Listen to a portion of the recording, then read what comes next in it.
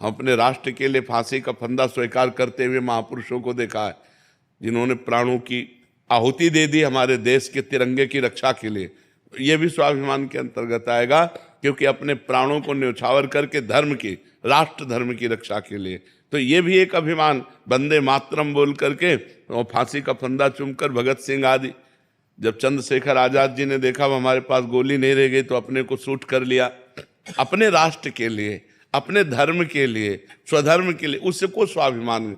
ये जो पर्सनल शरीर संबंध को लेकर है, ये प्राकृतिक अभिमान के अंतर्गत आता है।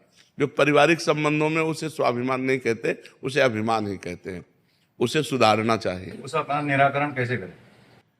उस समय निराकरण भजन के बिना नहीं हो सकता। अगर भजन हृदय में है तो अभी जैसे इनसे कहा द्वंद्वातीत हो, मान अपमान में सम रहना, स्तुति निंदा में सम रहना, तिरस्कार नमस्कार में सम रहना, लाभ हानि में सम रहना, सुख दुख में सम रहना, जय पराजय में सम रहना, सुख दुखे समय कृत्वा लाभा लाभो जया जयो। इसके लिए हमको भजन की हिम्मत चाहिए। जब हम भजन करेंगे तब अब हम देख रहे हैं सामने वाला अपमान करता चला, अब हम शांत हो गए, राधा राधा राधा, शांत, कोई उत्तर नहीं, मौन।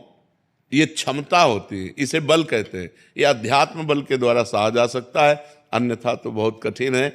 एक दो शब्द के बाद हमारे अंदर क्रोध आ जाएगा, और क्रोध आते ही हमारी स्मृति ढक जाएगी, स्मृति ढकते ही विमूढ़ता आते ही गाली गलौज मारपीट ये सब शुरू हो जाएगा।